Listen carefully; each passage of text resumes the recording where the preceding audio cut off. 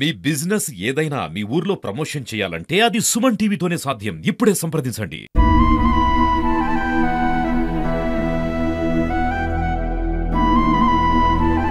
ప్రస్తుతం మనం మొగలి ఇంటి దగ్గర ఉన్నాము. వాళ్ళ ఇంటి పరిస్థితులు ఏంటిది? ఎలా ఉంది? అంటే తను కొన్ని ఏళ్ల కాంచెలు కేశవపురం నుంచెల్లి ఇక్కడికొచ్చేసి వాళ్ళు ఇక్కడ జీవనం సాగించారు. ఇక్కడి నుంచెల్లే వాళ్ళు జానపద కథలు చెప్పుకుంటూ అంటే మిగతా ప్లేస్‌లకి వెళ్తూ అక్కడ జానపద కథలు చెప్పుతూ తన జీవనం సాగించేవాడు. తన ఆర్థిక పరిస్థితుల్లో అప్పుడు ఉన్నప్పుడు ఈ ఇల్లును కట్టుకోవడం జరిగింది. ఇక్కడ మీరు చూసుకున్న ఇల్లు.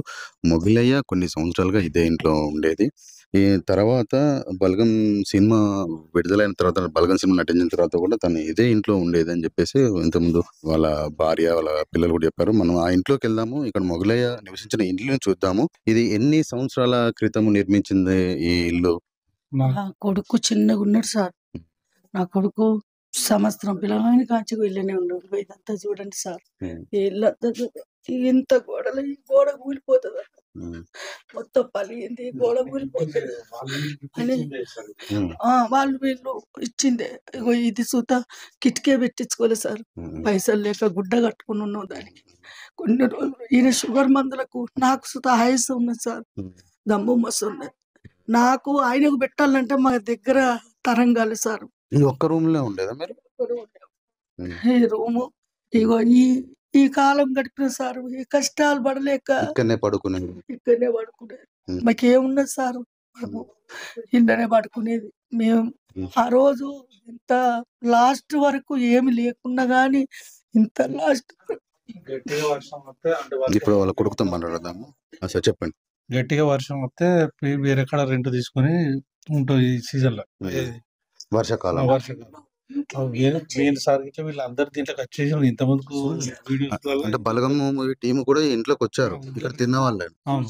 'దిల్ రాజు' టీమ్ వచ్చిండ్రు, 'బలగం' టీమ్ వచ్చిండ్రు, అందరూ వచ్చారు. ఇది ఇక్కడ ఉన్న పరిస్థితి ఫస్ట్ వీడియో ఉన్నది. ఇప్పుడు వర్షం కొడితే ఆటోమేటిక్‌గా పైకి ఒక్కసారి చూయించాడు. హ్మ్. దాంట్లో నుండి వాటర్ కిందికి గారిపోతాయి. హ్మ్. మొత్తం టోటల్. హ్మ్. ఈ గోడ ఇట్లంటే కూలుతా సార్. ఇగో హ్మ్. ఇట్లా కూలుతాను చూడు. హ్మ్. ఇగో హ్మ్. ఇగో ఇగో చూడు. ఇగో ఇట్లా కూలిపోయినా గానీ ఇళ్ళనే ఉన్నాం సార్. ఇక్కడ మీరు చూసుకోవచ్చు చాలా దీనమైన పరిస్థితులు ఉన్నారు. మురళి గారి ఫ్యామిలీ. ఈ ఇంట్లోనే ఈ ఒక్క రూమ్‌లో ఇంకో రూమ్ ఉంది. మామూలుగా బెడ్‌రూమ్ లాగా ఇది కూడా ఉంటుంది. ఇది చాలా చీకటిగా ఉంటుంది. రెండే రూమ్‌లు. ఈ 2 రూమ్‌లలోనే పిల్లలతోని అంటే ఇద్దరు పిల్లలు మొగలయ్య గారికి. ఒక పాప, ఒక బాబు. బాబుకు పెళ్లయిపోయింది. పాప పెళ్లయింది. అంటే పెళ్లి కాకముందు నుంచెల్లి చాలా చిన్న స్థాయి నుంచెల్లి అంటే మొగలయ్య గారికి పెళ్లయిన తర్వాత నుంచెల్లి ఇదే ఇంట్లో ఉండుకుంటూ 2 రూమ్‌లు. ఈ 2 రూమ్‌లో ఉన్నది. ఇక్కడ వాళ్ళ కొడుకు చెప్పేదంటే ఇక్కడ ఉన్నటువంటి కొన్ని వస్తువులు గూడా తనకు గిఫ్ట్ రూపంలో అంటే తనెక్కడ పాటలు పాడటానికి, జానపద కళలు వెళ్తానికి ఎళ్ళినప్పుడే అక్కడ వాళ్ళు గిఫ్ట్ రూపంగా ఇచ్చేది. అలానే మా జీవనం సాగేదని చెప్పేది. ఇక్కడ గోడల మీద మీరు చూసుకున్నట్టయితే గోడలు గూడా చాలా ఘోరంగా ఉన్నాయి. అంటే వర్షం వస్తే కూలిపోయే పరిస్థితిలో ఉన్నది. ఇలాంటి పరిస్థితిలో ఇప్పుడు మొగలయ్య గారి ఫ్యామిలీ ఉంది. చాలా బాధాకరంగా ఉన్నది. సార్ చెప్పండి ఇంకా ఎలాంటి అంటే ఇదే 2 రూమ్‌లలో మిమ్మల్ని చదివిపిస్తూ మీకు మీతో ఉంటూ ఇక్కడ ఉండిపోయారు. తనెక్కడికైనా ఎళ్ళేది. ఎలా ఉండేది నాన్నగారు మీతో? మాతోటి మంచిగుండేది. ఆయన ఉన్నంత కాలం మంచిగా మంచిగా చూసుకునేది. మమ్మల్ని ఆయనకు ఆరోగ్యపరంగా ఎటువంటి సమస్య ఉన్నా గాని మాకు చెప్పకుండా, మాకు మంచిగా ప్రతి విషయంలో బాగానే చూసుకునేది. మ్యారేజ్ అయినాక నీ బతుకు నువ్వు బతకాలిగా బిడ్డ అది అని చెప్పి పక్కకు పంపించేసిండు గానీ అంతకుముందు మాకు ఆ పరిస్థితిలో ఉండి గూడా మాకు పనంటూ చెప్పలేదు. మ్యారేజ్ అయ్యేంత వరకు హ్మ్. ఆ స్థితిలో ఉన్నాం. ఓకే. ఇప్పుడు నాన్నగారు చనిపోయి ఒక 3 రోజులవుతుంది గదా!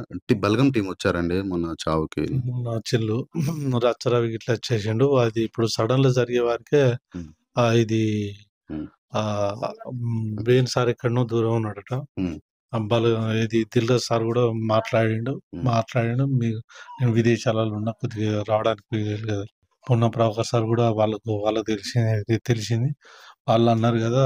ఇది దూతి మాధవరెడ్డి సార్, పొన్నం ప్రభాకర్ సార్ వాళ్ళని అసెంబ్లీ ఉన్నది ఏమనుకోకండి. మా టీమ్‌నయితే పంపిత్తా. మా వాళ్ళు పీఏలు ఇట్లా ఉన్నారు గదా! వాళ్ళని పంపిస్తా అని చెప్పి పంపించేసిండు. ఇది సుదర్శన్ రెడ్డి సార్ గూడా వచ్చిండు. హ్మ్. ఇంగ సడెన్‌గా మొగలయ్య గారు కాలం చేసేసరికి ఇది ఎవరికీ తెలవలేదు. అందువల్ల అకారణంగా మరణించేసరికి రాలేకపోయారు వాళ్ళు. లేదంటే వాళ్ళు వచ్చేవారని జెప్పేసి మనతో పాటు అంటున్నారు. ఇప్పుడు ఎట్లైనా కర్మలు ఉన్నాయి గాబట్టి అప్పుడైనా వస్తారు కావచ్చు అని జెప్పేసి అంతే కదండి. అప్పుడు వస్తారని చెప్పేసి ఆశతో ఉన్నారు. కానీ మొత్తానికైతే మాత్రం మొగలయ్య గారి కుటుంబము, ఈ ఇంటి పరిస్థితి చూస్తుంటే చాలా దీనమైన పరిస్థితిలో ఉన్నది. అంటే కొన్ని సంవత్సరాలుగా దీనిలో గడిపి తను ఇక్కడనే కాలం చేయడం అనేది చాలా బాధాకరమైన విషయం.